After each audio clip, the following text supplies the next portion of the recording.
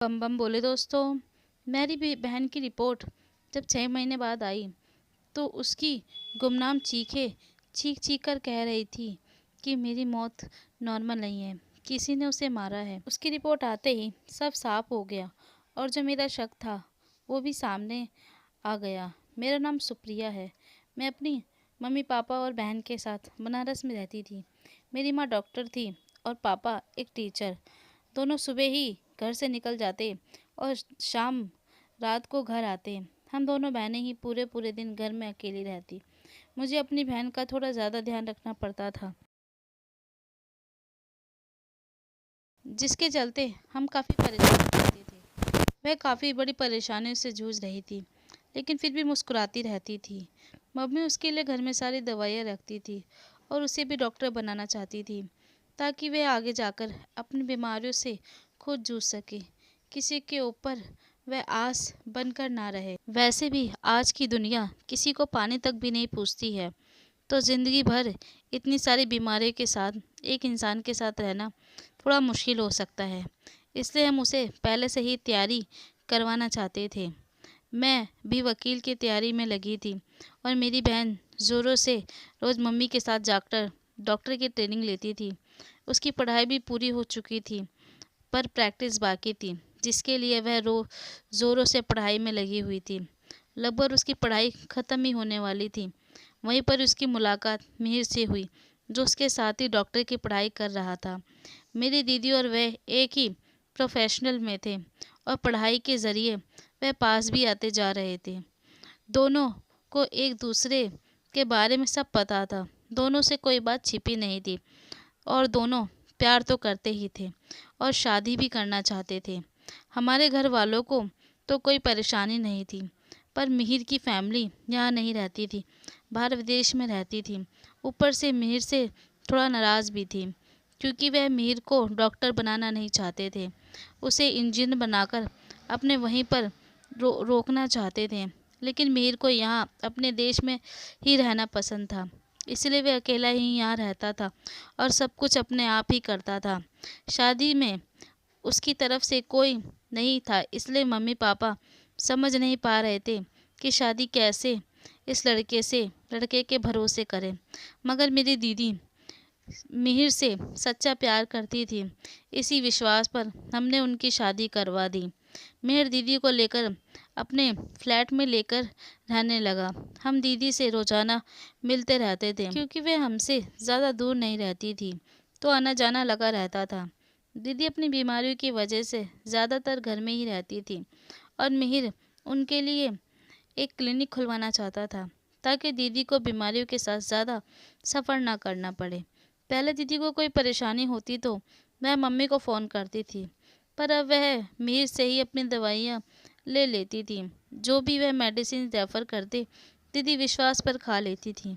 दीदी को अधिकतर गैस की प्रॉब्लम थी और वह बीमारी आए दिन उन्हें होती रहती थी।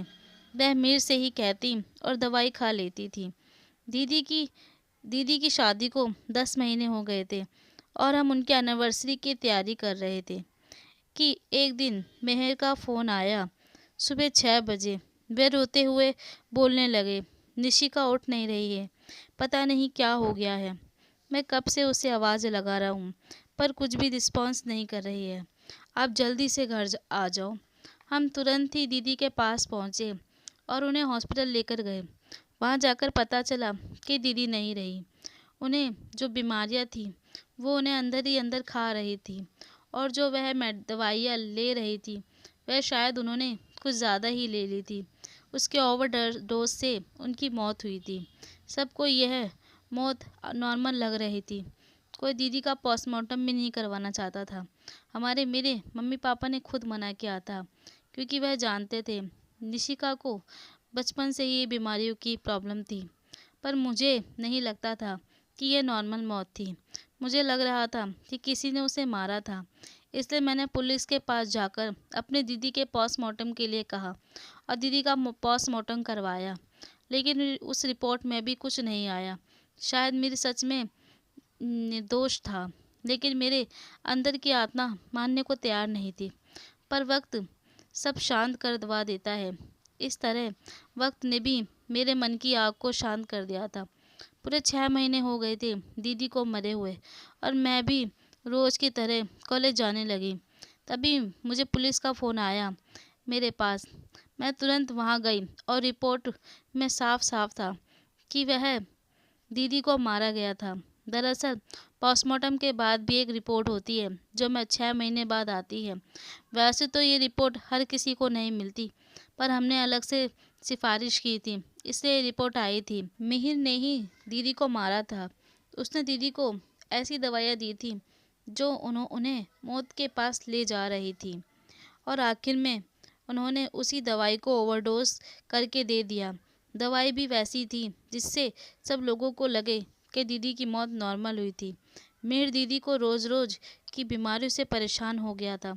सुबह शाम बस दीदी की दवाइयों में ही, उनकी बीमारियों में ही उलझा रहता था।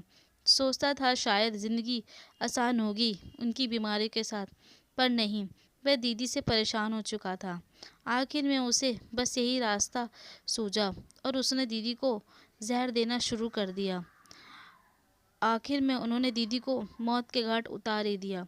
हमें इसकी ज़रा भी भनक नहीं थी। अगर कोई परेशानी थी तो छोड़ देता, तलाक दे देता, पर मारा ही क्यों? हमसे हमारी दीदी क्यों छीन ली? शायद वो ही था ऐसा, या हमने उसे पहचानने में गलती कर दी थी। मैं अब अपनी दीदी को इंसाफ दिलाना चाहती हूँ और उस आदमी को उम्र भर जेल में सड़वा कर रहूँगी। अगर आप मेरे चैनल पर नए हैं तो प्लीज़ मेरे चैनल को सब्सक्राइब कर लीजिएगा। कमेंट करके ज़रूर बताना आपको मेरी कहानी कैसी लगी। मैं नीता आपसे विदा लेती हूँ, फिर मिलूँगी अगली कहानी में। इसी तरह मेरी कहानी के साथ जुड़े रहिएगा। धन्यवाद।